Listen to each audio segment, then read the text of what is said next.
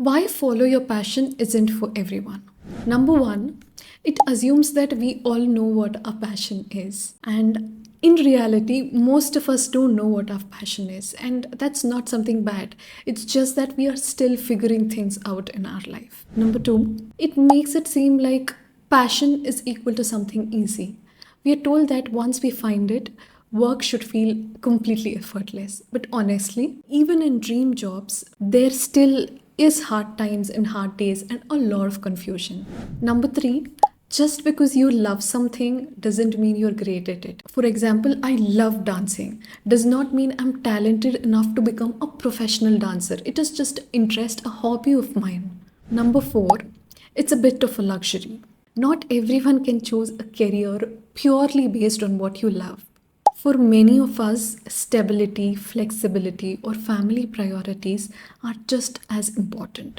So, what should be your compass instead? Let me tell you a quick story.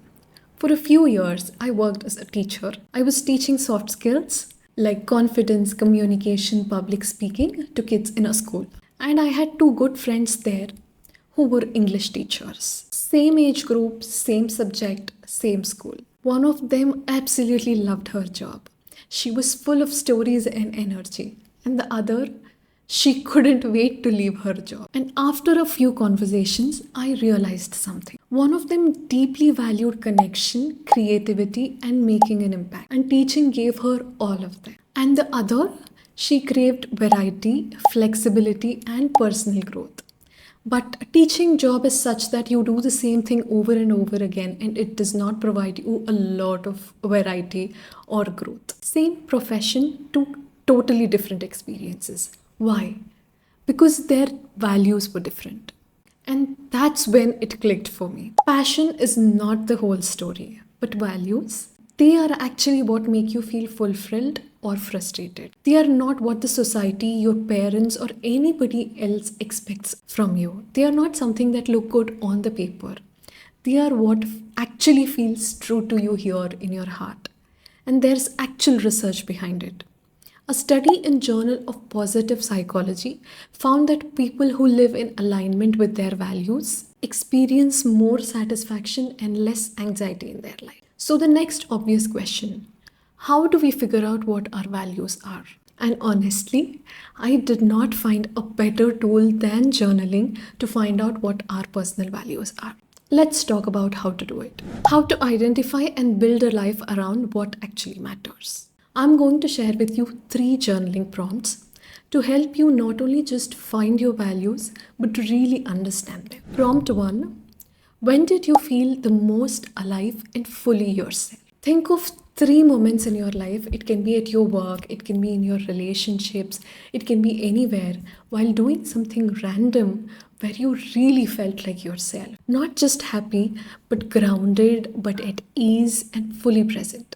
Write down what was happening, who were you with, and what values were showing up during those instances.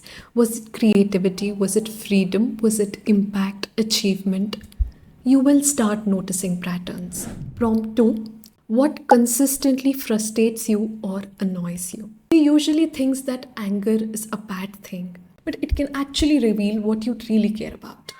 So journal about things that really make you angry all the time. Is it when people promise you something and they just don't follow through? Is it when there is a lot of chaos and there is just no structure? Is it when people interrupt you or when they dismiss your ideas? These can point to values like reliability, clarity, respect, or contribution. Prompt 3. If money and approval weren't an issue, what would your ideal day look like? No pressure, no expectations, just freedom and the most beautiful life. What would you do? Where would you be? Who would you be with? And most importantly, what feelings are coming up? What values are those feelings pointing towards? This exercise helps you remove all the noise that there is and actually hear what you truly want in your heart. If you would need help naming these values, I've created a sheet which is more than 50 plus values, and I have also written all the questions that we have discussed about, along with some space for you to journal about it. You can download it in the description below. So how to put this into practice? So let's tie it all together. Let's say you're in a job that looks amazing from outside. It has decent pay, nice team, good growth. But Sunday night rolls around and you feel that sinking feeling. You are not ungrateful, you are just out of alignment with your values. So instead of just quitting in frustration or thinking, my life is doomed or this is how it's going to be, I want you to reflect. I want you to journal.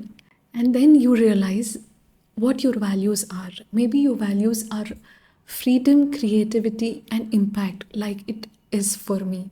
But your current role is all about structure, repetition, and routine. So, what do you do? Because you have identified your values, you have a conversation with your manager. You look for cross functional projects which help you get that creativity out. You set boundaries. Maybe you carve 30 minutes a day to pursue something you're actually interested in. Small shifts rooted in clarity. That's what values help you do. They don't guarantee a perfect life, but they make it easier to make decisions that feel right for you. So, if you're somebody who's interested in journaling, I've created a video on the right way to do gratitude journaling. It is linked here. Do check it out. Thank you for watching. Let's meet again next week.